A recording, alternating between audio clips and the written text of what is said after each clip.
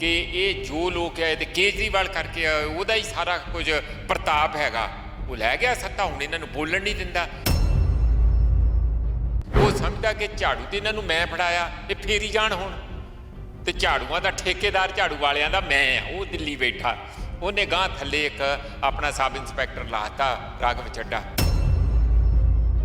कह की रहे हैं कहते जी ਜਿਹੜਾ ਉਹਨਾਂ ਨੇ ਉੱਚਾ ਨੀਵਾਂ ਜਿਹਾ ਛੱਡਤਾ ਨਾ ਪੁਰਾਣਿਆਂ ਲੋਕਾਂ ਨੇ ਰੇਤਾ ਬਜਰੀ ਉੱਥੋਂ ਖੋਦ ਕੇ ਅਸੀਂ ਬਰਾਬਰ ਕਰ ਰਹੇ ਹਾਂ ਹੁਣ ਜੋ ਹਿੱਤ ਕੇਜਰੀਵਾਲ ਦੇ ਆ ਉਹਦੇ ਆ ਪ੍ਰਧਾਨ ਮੰਤਰੀ ਨਰਿੰਦਰ ਮੋਦੀ ਨੂੰ ਅਬਾ ਤਬਾ ਬੋਲ ਕੇ ਉਹਦੀ ਜਗ੍ਹਾ ਤੇ ਆਪ ਪ੍ਰਧਾਨ ਮੰਤਰੀ ਬਣਨਾ ਭਗਵੰਤ ਮਾਨ ਜੇ ਚੱਲ ਪਿਆ ਤੇ ਸ਼ਾਇਦ ਚੱਲੇ ਹੀ ਪਵੇ ਪਰ ਕੇਜਰੀਵਾਲ ਦੀ ਜਿਹੜੀ ਆ ਢਿਬਰੀ ਟਾਈਟ ਜ਼ਰੂਰ ਪੰਜਾਬੀ ਕਰ ਦੇਣਗੇ। ਪੰਜਾਬ ਦੇ ਅੰਦਰ ਤੀਜੀ ਧਿਰ ਜਿਹੜੀ ਸੱਤਾ ਦੇ ਵਿੱਚ ਆਈ ਹੈ ਆਮ ਆਦਮੀ ਪਾਰਟੀ ਨੂੰ ਜਿਸ ਨੂੰ ਪੰਜਾਬ ਦੇ ਲੋਕਾਂ ਨੇ ਬਹੁਤ ਵੱਡੇ ਪੱਧਰ ਦੇ ਉੱਪਰ ਕਹਿ ਸਕਦੇ ਕਿ ਫਤਵਾ ਦਿੱਤਾ ਹੈ ਤਾਂ ਪਰ ਕਿਤੇ ਨਾ ਕਿਤੇ ਆਮ ਆਦਮੀ ਪਾਰਟੀ ਵੱਲੋਂ ਪਿਛਲੇ ਕੁਝ ਮਹੀਨਿਆਂ ਦੇ ਦਰਮਿਆਨ ਜਿਹੜੇ ਲਏ ਗਏ ਫੈਸਲੇ ਨੇ ਉਹ ਲਗਾਤਾਰ ਅੱਜ ਚਰਚਾਵਾਂ ਦੇ ਵਿੱਚ ਨੇ ਕਿ ਇਸ ਤਰੀਕੇ ਦੇ ਨਾਲ ਪਹਿਲਾਂ ਉਹਨਾਂ ਫੈਸਲਿਆਂ ਨੂੰ ਲੈ ਲੈਣਾ ਉਹਨਾਂ ਦੀ ਪੁਸ਼ਟੀ ਕਰ ਦੇਣਾ ਪਰ ਉਸ ਤੋਂ ਬਾਅਦ ਜਿਹੜਾ ਜਦੋਂ ਵੱਡੇ ਪੱਧਰ ਦੇ ਉੱਪਰ ਰੋਸ ਪ੍ਰਦਰਸ਼ਨ ਹੁੰਦਾ ਤਾਂ ਉਹਨਾਂ ਫੈਸਲਿਆਂ ਦੇ ਵਿੱਚ ਤਬਦੀਲੀ ਕਰ ਦੇਣਾ ਬਹੁਤ ਵੱਡੇ ਸਵਾਲੀਆ ਚਿੰਨ੍ਹ ਲੱਗਦੇ ਨੇ। ਇਸੇ तमाम मसलियां नूं लैके गलबात करांगे। साडे नाल गलबात करन वास्ते प्रोफैसर मनजीत सिंह ने उन्हां दे नाल गलबात करदे। प्रोफैसर साहब सब तो पहलां वड्डा सवाल ये आम आदमी पार्टी पंजाब दे लोकां ने बहुत वड्डा फतवा दिता सी पर जिस तरीके दे नाल उन्हां दे वल्लों फैसले मौजूदा दौर दे विच लए जा रहे किवें देखदे हो? तुहानूं याद है कि जदों कंपेन चल रही सी ते वड्डियां वड्डियां फ्लैक्सां पंजाब च किहदे चेहरे दीयां लगियां सी?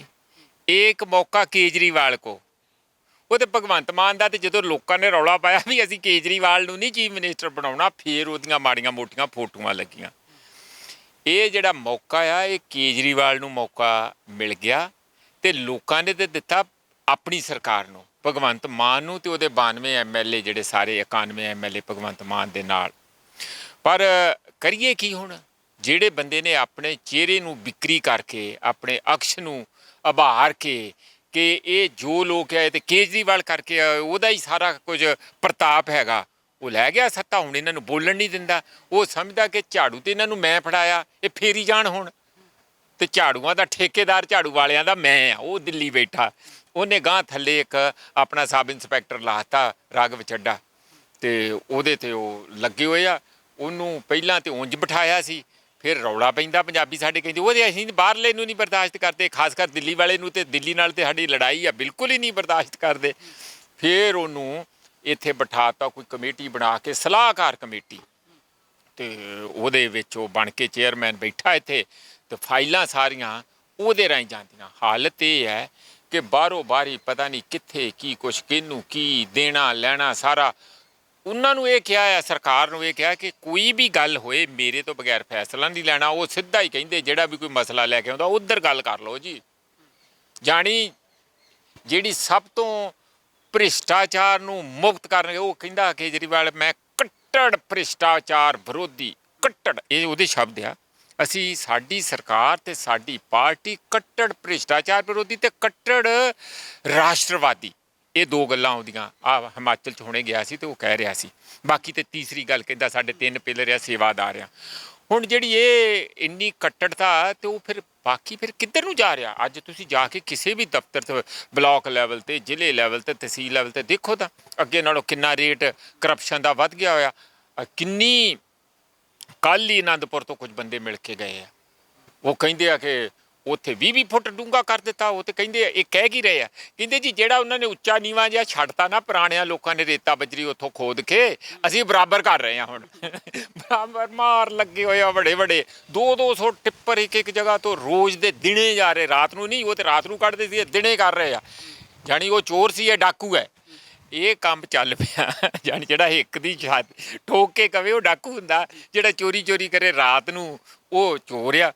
ਤੇ ਕਹਿਣ ਦਾ ਮਤਲਬ ਹੈ ਲੋਕਾਂ ਦੇ ਚਾਅ ਬੜੇ ਸੀਗੇ ਇਹਨਾਂ ਦੇ ਆਪਣੇ ਹੀ ਬੰਦੇ। ਕੱਲ੍ਹ ਮੈਂ ਗੁਰਦਾਸਪੁਰ ਗਿਆ ਸੀਗਾ ਵੱਡੀ ਗਿਣਤੀ 'ਚ ਮੈਨੂੰ ਮਿਲੇ ਕੋਈ ਜ਼ਿਲ੍ਹੇ ਪ੍ਰਧਾਨ ਕੋਈ ਹੋਰ ਕਹਿੰਦੇ ਨਿਰਾਸ਼ ਬਹੁਤ ਆ ਇੰਨਾ ਧੋਖਾ ਹੋ ਜੂ।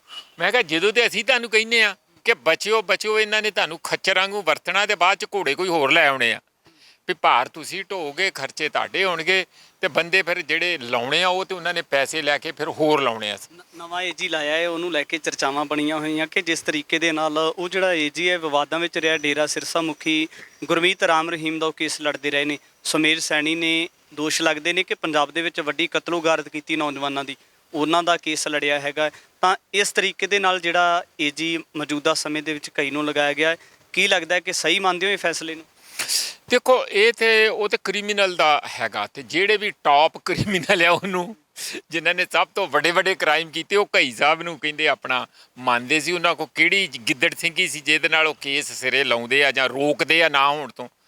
ਹੁਣ ਸਮੇਰ ਸੈਣੀ ਦਾ ਤੇ ਰੋਕਦੇ ਹੀ ਆ, ਜੇ ਉਹਦੇ ਵਕੀਲ ਆ ਤੇ ਤਾਂ ਕਿ ਇਹਨੂੰ ਨਾ ਕੋਈ ਸਜ਼ਾ ਮਿਲੇ ਤੇ ਉਹਨੂੰ ਹੀ ਰੋਕੋ, ਉਹਦੇ ਹੱਕ 'ਚ ਬੋਲਣਗੇ ਨਾ, ਆਪਣਾ ਜਿਹੜਾ ਕਲਾਇੰਟ ਆ ਉਹਦੇ ਹੱਕ 'ਚ ਬੋਲਣਗੇ। ਇਸ ਤਰੀਕੇ ਨਾਲ ਉਹ ਰਾਮ ਰਹੀਮ ਦੇ ਹੀ ਹੱਕ 'ਚ ਬੋਲਣਗੇ ਵੀ ਕੋਈ ਗੱਲ ਨਹੀਂ ਆ, ਫਿਰ ਕੀ ਮਾੜਾ ਮੋਟਾ ਜੋ ਵੀ ਕਰ ਲਿਆ, ਐਡੀ ਕੋਈ ਗੱਲ ਨਹੀਂ ਹੈਗੀ। ਇਹ ਦਿੱਕਤ ਤੇ ਬੜੀ ਵੱਡੀ ਹੈ ਕਿ ਉਹਨੂੰ ਇਹਨਾਂ ਨੇ ਬਣਾਇਆ। ਇਹਦਾ ਜਵਾਬ ਉਹ ਮਿਲ ਕੇ ਆਇਆ, ਭਗਵੰਤ ਮਾਨ ਮਿਲ ਕੇ ਆਇਆ, ਕੁਛ ਨਾ ਕੁਛ ਕੰਨ 'ਚ ਗੱਲ ਉੱਥੋਂ ਮੰਤਰ ਪਾਇਆ ਹੋਣਾ ਕੇਜਰੀਵਾਲ ਨੇ। ਸ਼ਾਇਦ ਇਹ ਵੀ ਬਦਲ ਜਾਏ। ਜਿਸ ਕਿਸਮ ਨਾਲ ਚਰਚਾ ਤੁਸੀਂ ਚਲਾਈ ਆ, ਮੀਡੀਆ ਨੇ ਚਲਾਈ ਆ, ਪੰਜਾਬ ਦੇ ਲੋਕਾਂ ਦੇ ਵਿੱਚ ਵੀ ਇਸ ਗੱਲ ਦਾ ਕਾਫੀ ਰੋਸ ਹੈ ਵੀ ਇਹ ਅਜੀਬ ਕਰਤਾ। ਉਹਦੇ ਨਾਲੋਂ ਵੀ ਵੱਡੀ ਗੱਲ ਹੈ ਵੀ ਪਹਿਲਾਂ ਕਿਉਂ ਗਿਆ ਅਨਮੋਲ ਰਤਨ ਸਿੱਧੂ, ਕਿਉਂ ਗਿਆ? ਉਹ ਵੀ ਅਜੇ ਪਟਾਰੀ ਬੰਦ ਆ, ਤੇ ਉਸ ਪਟਾਰੀ 'ਚੋਂ ਜਿੰਨੀ ਕੁ ਮਾੜੀ ਮੋਟੀ ਕੋਈ ਸੱਪ ਸਪੋਲੀਆ ਬਾਹਰ ਆਉਂਦਾ, ਉੱਥੋਂ ਇਹ ਅੰਦਾਜ਼ਾ ਲੱਗ ਰਿਹਾ। ਅੱਜ ਹੀ ਸਵੇਰੇ ਕੋਈ ਕਹਿ ਰਹੇ ਸੀਗੇ ਮੈਨੂੰ ਵਕੀਲ ਵੀ ਗੱਲ ਇਹ ਆ ਕਿ ਉਹ ਆਪਣੀ ਮਰਜ਼ੀ ਨਾਲ ਇਹਨੂੰ ਚਲਾਉਣਾ ਚਾਹੁੰਦਾ ਸੀ ਕੇਜਰੀਵਾਲ। ਜਿਹੜਾ ਬੰਦਾ ਬੱਗਾ ਇੱਥੇ ਫੜਿਆ ਸੀਗਾ ਤੇ ਬਾਅਦ ਵਿੱਚ ਦਿੱਲੀ ਪੁਲਿਸ ਰਾਹ 'ਚੋਂ ਮੋੜ ਕੇ ਲੈ ਗਈ, ਪੰਜਾਬ ਪੁਲਿਸ ਤੋਂ ਖੋਹ ਕੇ ਲੈ ਗਈ, ਜਿਹੜਾ ਸਪੋਕਸਮੈਨ ਹੈ ਉਹਨਾਂ ਦਾ ਬੀਜੇਪੀ ਦਾ ਦਿੱਲੀ ਦਾ, ਉਹਦਾ ਇੱਥੇ ਜਦੋਂ ਕੇਸ ਲੜਿਆ ਤਾਂ ਉਹਦੇ 'ਚ ਆਪਣੇ ਬੰਦੇ ਇਹਨਾਂ ਨੇ ਖੜੇ ਕਰਕੇ ਲਿਆਂਦੇ ਦਿੱਲੀੋਂ ਵਕੀਲ, ਪੈਸੇ ਦੇਣ ਲਈ ਪੰਜਾਬ ਦੇ ਖਜ਼ਾਨੇ 'ਚੋਂ। ਇੱਕ ਪਾਸੇ ਤੇ 178 ਬੰਦੇ ਅਨਮੋਲ ਰਤਨ ਸਿੱਧੂ ਦੀ ਟੀਮ ਦੇ ਆ, ਉਹਨਾਂ ਨੂੰ ਸਰਕਾਰ ਸਾਰਿਆਂ ਨੂੰ ਪੈਸਾ ਦੇ, ਮੋਟਾ ਪੈਸਾ, ਥੋੜਾ ਪੈਸਾ ਨਹੀਂ ਹੈ, ਮੋਟਾ ਪੈਸਾ ਦੇ, ਤੇ ਕਿਉਂਕਿ ਤੁਸੀਂ ਸਰਕਾਰ ਦੇ ਕੇਸਾਂ ਨੂੰ ਡਿਫੈਂਡ ਕਰੋ। ਉਹਨਾਂ ਸਾਰਿਆਂ ਨੂੰ ਇੱਕ ਪਾਸੇ ਰੱਖਤਾ, ਤੇ ਫਿਰ ਉੱਪਰੋਂ ਹੋਰ ਤੁਸੀਂ ਜਿਹੜੇ ਤੁਹਾਡੇ ਉੱਥੇ ਆਮ ਆਦਮੀ ਪਾਰਟੀ ਦੇ ਕੇਸ ਮੁਫਤ 'ਚ ਲੜਦੇ ਹੋਣਗੇ, ਇਹਨਾਂ ਦੇ ਪਾਰਟੀ ਦੇ ਬੰਦੇ ਪੰਜਾਬ 'ਚ ਲਿਆ ਕੇ ਖੜੇ ਕਰਕੇ ਉਹਨਾਂ ਨੂੰ ਪੈਸੇ ਪੰਜਾਬ ਦੇ ਖਜ਼ਾਨੇ 'ਚ ਦੇਈ ਜਾਓ। ਇੰਨਾ ਕਿੱਡਾ ਕੁ ਖਜ਼ਾਨਾ ਇੱਥੇ ਮਹਾਰਾਜਾ ਰਣਜੀਤ ਸਿੰਘ ਵਾਲਾ ਵੀ ਸੋਨੇ ਦੀਆਂ ਮੋਹਰਾਂ ਭਰੀਆਂ ਪਈਆਂ, ਭਰ ਕੇ ਬਾਟੇ ਦੇਈ ਜਾਓ ਸਾਰਿਆਂ ਨੂੰ। ਇੱਥੇ ਤਾਂ ਪਹਿਲਾਂ ਹੀ ਭਾਵਾਂ ਹੋਣ ਡਈ ਆ, ਪਤੀਲਾ ਖਾਲੀ ਖੜਕ ਰਿਹਾ ਪਤੀਲਾ। ਤੇ ਇਸ ਲਈ ਮੈਨੂੰ ਲੱਗਦਾ ਆ ਕਿ ਭਾਜੀ ਕਿ ਇਹਨਾਂ ਦੇ ਹੱਥੋਂ ਵੱਸੋਂ ਗੱਲ ਨਿਕਲਦੀ ਜਾਂਦੀ ਆ। ਲੋਕਾਂ ਨੇ ਬੜੇ ਚਾਅ ਮਲਾਰ ਪਿਆਰ ਦੇ ਨਾਲ, ਬੜੀਆਂ ਉਮੀਦਾਂ ਨਾਲ ਸਰਕਾਰ ਨੂੰ ਵੱਡੀ ਜਿੱਤ ਲਿਆ ਕੇ ਕਿ ਬਦਲਾ ਬਦਲਾ ਬਦਲਾ ਬਦਲਾ ਜਿਹੜਾ ਇਹ ਕਰਦੇ ਸੀ ਉਹਦੇ ਤੇ ਲੈ ਕੇ ਆਏ। ਬਦਲਾ ਤੇ ਕੋਈ ਨਹੀਂ ਹੋਇਆ।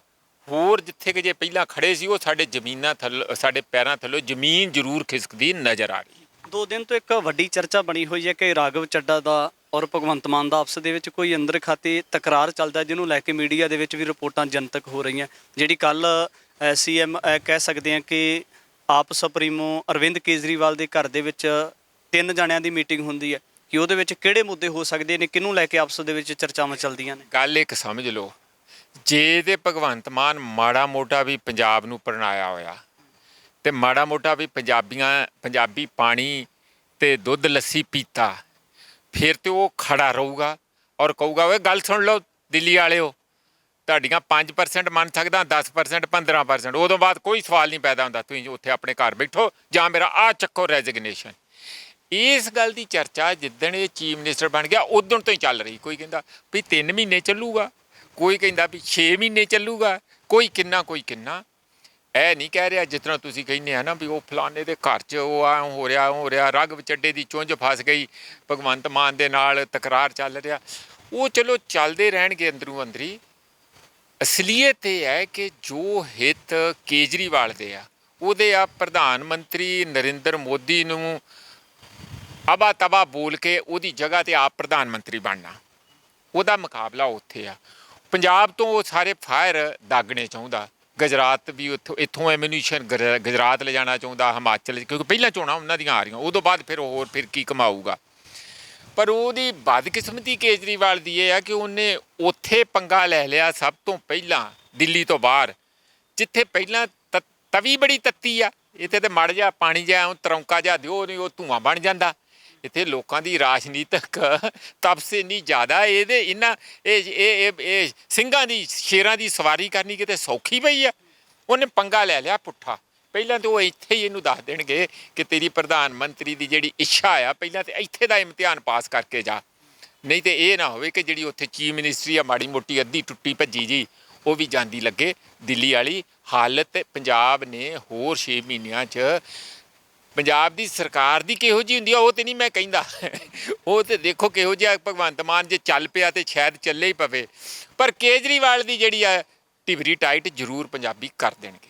ਇੱਕ ਵੱਡਾ ਸਵਾਲ ਹੈ ਕਿ ਪੰਜਾਬ ਦੇ ਲੋਕ ਜਿਹੜੇ ਜਾਂ ਪੰਜਾਬ ਦਾ ਜਿਹੜਾ ਇੱਕ ਬੁੱਧੀਜੀਵ ਵਰਗ ਉਹ ਚਿੰਤਨ ਕਰਦਾ ਹੈ ਕਿ ਕਿਤੇ ਨਾ ਕਿਤੇ ਜਿਹੜੀ ਪੰਜਾਬ ਦੀ ਖੇਤਰੀ ਪਾਰਟੀ ਹੋਣੀ ਚਾਹੀਦੀ ਹੈ। ਇਹ ਵੀ ਕਿਹਾ ਜਾਂਦਾ ਕਿ ਜੇ ਆਪਣਾ ਮਾਰੂ ਤੇ ਉਹ ਪੁੰਜੇ ਛਾਵੇਂ ਸੁੱਟੂਗਾ, ਤਾਂ ਜਦੋਂ ਬਗਾਨਾ ਉਹਨਾਂ ਦੇ ਉੱਪਰ ਕਿਸ ਤਰੀਕੇ ਦੇ ਨਾਲ ਵਿਸ਼ਵਾਸ ਕੀਤਾ ਜਾ ਸਕਦਾ। ਸ਼੍ਰੋਮਣੀ ਅਕਾਲੀ ਦਲ ਬਾਦਲ ਉਹਦਾ ਉਭਾਰ ਹੋ ਸਕਦਾ ਹੈ, ਉਹ ਜਿਹੜੀਆਂ ਪੁਰਾਤਨ ਪੰਜਾਬ ਦੇ ਹੱਕਾਂ ਵਾਲੀਆਂ ਲੀਹਾਂ ਸੀ ਉਹਨਾਂ ਦੇ ਉੱਪਰ ਚੱਲ ਕੇ ਦੁਬਾਰਾ ਪੰਜਾਬ ਦੇ ਭਲੇ ਦੀ ਗੱਲ ਕਰ ਸਕਦਾ ਹੈ। ਦੇਖੋ ਪੁਰਾਣੇ ਦਾ ਪੇਚਾਂ ਨਾਲ ਪੁਰਾਣੇ ਤੌਰ ਤਰੀਕਿਆਂ ਦੇ ਨਾਲ ਜਿਹੜੀਆਂ ਰਵਾਇਤੀ ਪਾਰਟੀਆਂ ਦੇ ਸੀ ਲੋਕ ਹੁਣ ਸਤਾਏ ਉਹਨਾਂ 'ਚ ਉਹਨਾਂ ਦੇ ਗੇੜੇ 'ਚ ਚੁੰਗਲ 'ਚ ਫਸ ਨਹੀਂ ਰਹੇ। ਇਹ ਨਵੇਂ ਤਰੀਕੇ ਨਾਲ ਜੋ ਧਰਾਤਲ ਤੇ ਲੋੜਾਂ ਆ ਉਸ ਤਰੀਕੇ ਨਾਲ ਕੰਮ ਕਰਨ ਲਈ ਤਿਆਰ ਨਹੀਂ ਪਾਰਟੀਆਂ, ਰਵਾਇਤੀ ਪਾਰਟੀਆਂ, ਭਾਵੇਂ ਕਾਂਗਰਸ ਆ ਤੇ ਭਾਵੇਂ ਹੋਰ ਆ।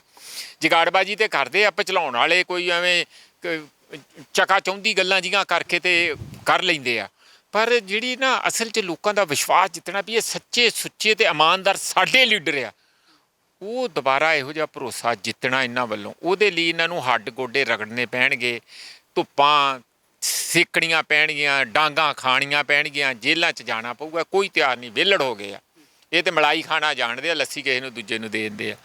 ਉਸ ਕਰਕੇ ਇਹ ਸੰਕਟ ਬੜਾ ਭਾਰੀ ਹੈ ਤੁਹਾਡਾ ਜਿਹੜਾ ਤੁਸੀਂ, ਮੈਂ ਕਿਹਨੂੰ ਕਹਿ ਰਿਹਾ, ਜਿਹੜਾ ਤੁਸੀਂ ਅਕਾਲੀ ਦਲ ਵਾਲਾ ਛੇੜਿਆ ਗੱਲ। ਅਕਾਲੀ ਦਲ ਨੂੰ ਮੌਕਾ ਬਹੁਤ ਸੀਗਾ ਕਿਸਾਨਾਂ ਵੇਲੇ, ਜਾ ਕੇ ਡਾਂਗਾਂ ਖਾਂਦੇ ਉੱਥੇ ਜੰਤਰ ਮੰਤਰ ਬਹਿ ਜਾਂਦੇ 6 ਮਹੀਨੇ। ਕਿਸੇ ਨੇ ਬਿਨਾਂ ਪੁੱਛਿਆ ਵੋਟਾਂ ਦੇ ਢੇਰ ਲਾ ਦੇਣੇ ਸੀ ਇਹਨਾਂ ਦੇ ਹੱਕ 'ਚ ਵੀ ਚਲੋ ਮਾਫ ਕਰੋ ਪੁਰਾਣਾ, ਵੀ ਠੀਕ ਆ ਕੋਈ ਗੱਲ ਨਹੀਂ।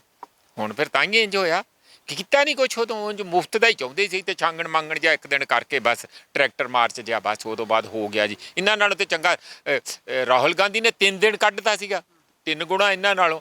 ਕਹਿਣ ਦਾ ਮੇਰਾ ਭਾਵ ਇਹ ਹੈ ਕਿ ਜੋ ਲੋਕ ਚਾਹੁੰਦੇ ਆ, ਪੰਜਾਬੀ ਚਾਹੁੰਦੇ ਆ, ਇਹ ਪਾਰਟੀਆਂ ਉਸ ਪੱਧਰ ਤੇ ਆ ਕੇ ਉਹਨਾਂ ਦਾ ਹੱਥ ਫੜਨ ਲਈ ਤਿਆਰ ਨਹੀਂ ਜਿੱਥੇ ਫਸੇ ਆ ਲੋਕ, ਤੇ ਲੋਕਾਂ ਦਾ ਭਰੋਸਾ ਨਹੀਂ ਬਣ ਰਿਹਾ। ਲੋੜ ਜ਼ਰੂਰ ਹੈਗੀ ਹੈ, ਮੈਂ ਤੁਹਾਡੀ ਬਿਲਕੁਲ ਇਸ ਗੱਲ ਨਾਲ ਸਹਿਮਤ ਹਾਂ ਕਿ ਪੰਜਾਬ ਦੇ ਅੰਦਰ ਲੋੜ ਬਹੁਤ ਅਤੀਤ ਬੜੀ ਵੱਡੀ ਲੋੜ ਹੈ ਕਿ ਰੀਜਨਲ ਸਟਰੋਂਗ ਪਾਰਟੀ ਹੋਵੇ।